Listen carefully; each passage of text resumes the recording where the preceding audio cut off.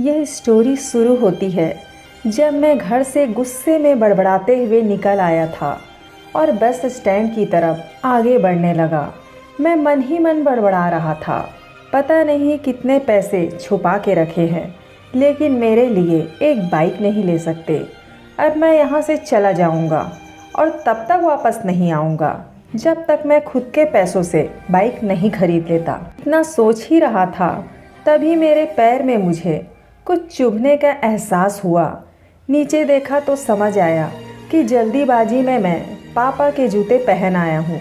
उन जूतों में कील उभरी हुई थी जो मेरे पैर में बार बार घाव किए जा रही थी, लेकिन उस समय गुस्सा अधिक था तो मैं बड़बड़ाते हुए आगे बढ़ गया।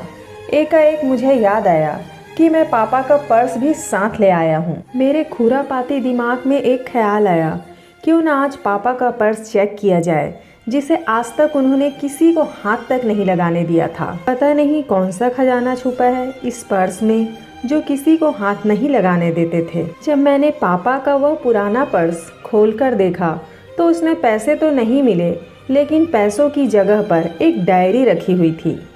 तब मैंने सोचा, ओह, तो यहाँ खजाना छुपा रखा है। मैं समझ रहा था कि यहाँ पापा ने लिखा होगा कि किससे कितने पैसे लेने हैं और किसको कितने पैसे दिए हैं, लेकिन मैं गलत था। जब मैंने उस छोटी सी डायरी का पहला पेज खोलकर देखा तो वहाँ पर जो लिखा था वह थोड़ा सीरियस कर देने वाला था। डायरी में जो लिखा था उसे पढ़ने के बाद मेरे चेहरे पर जो एक्सप्रेशन थे वह गायब हो चुके थे, क्योंकि डायरी में वैसा कुछ नहीं था जैसा मैं सोच रहा था। वहाँ पर उन पैसों का हिसाब लिखा हुआ था जो अलग अलग कामों के लिए अलग अलग लोगों से उधार लिए गए थे। उस लिस्ट में कंप्यूटर के नाम पर भी पैसे लिए गए थे। कुछ यूँ लिखा था, 50,000 बेटे के कंप्यूटर के लिए। यह वही कंप्यूटर था जिसे मैं आज तक यूज़ कर रहा हूँ, लेकिन मुझे यह पता नहीं था उस कंप्यूटर को खरीदने के लिए पैसे कहाँ से आए थे, लेकिन आज पता चल रहा था। मुझे आज भी याद है जब मैंने पहली बार कैमरे के लिए जिद की थी, जो मेरे पापा ने मुझे 2 हफ्ते बाद मेरे बर्थडे पर ला कर दिया था, जिसे देखकर मैं बहुत खुश हुआ था। और मुझे खुश देखकर मुझसे कहीं ज़्यादा अगर कोई खुश था तो वह थे मेरे पापा। अब मेरे चेहरे से गुस्सा एकदम गायब हो चुका था।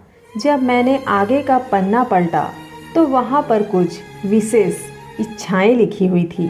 पहली जो विश थी उसमें जो लिखा हुआ था, अच्छे जूते पहनना। यह बात मेरी कुछ समझ में नहीं आई।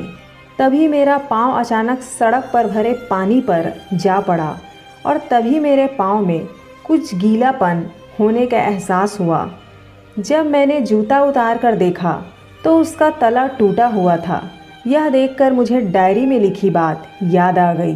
तभी मुझे माँ पापा की कही बातें भी याद आ रही थी कि कैसे माँ जब कहा करती थी पापा से, अब तो जूते पुराने हो गए हैं, नए ले लीजिए, तो पापा अक्सर यह कहकर टाला करते थे, जूते अभी और चलेंगे। अभी कुछ ही दिन पहले तो लिए थे। मुझे आज समझ में आ रहा था कि कितने दिन और चलेंगे।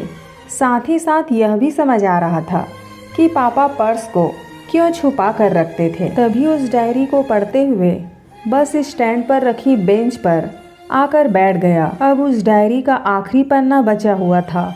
उस पन्ने को जब मैंने पलट कर देखा तो वहाँ कल की डेट लिखी हुई थी। तारीख के नीचे लिखा हुआ था 50,000 रुपये बाइक के लिए। बस इतना पढ़ा और दिमाग सन्न रह गया।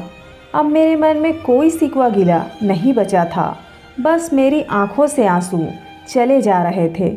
मुझे आज तक नहीं पता तब मैं क्यों रोए जा रहा था। अब मैं जल्दी से घर की तरफ भागा, लेकिन जूतों की वह कील पाँव में अब तक घाव बनाने में कामयाब हो चुकी थी।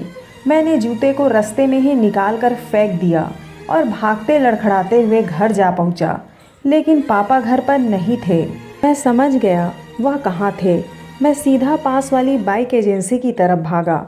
पता नहीं आज कहाँ से इतनी ताकत आ गई थी। मैं भागते हुए थक नहीं रहा था और वह भी बिना जूतों के नंगे पैर।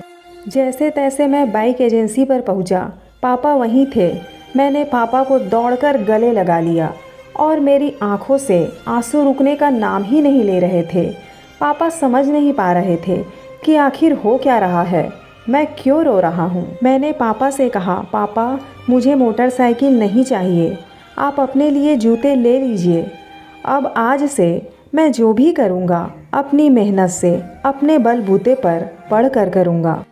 यह हार्ट टचिंग स्टोरी सुनाते हुए आज मेरी भी आंखें नम हुई है।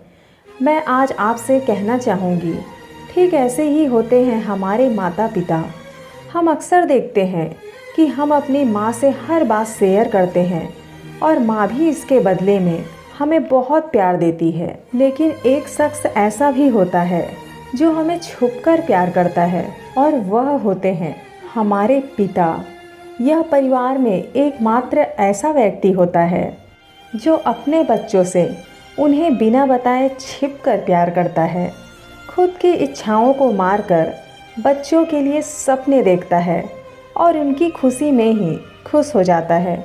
मुझे नहीं पता कि आप अपने पेरेंट्स की इज्जत करते हो या नहीं।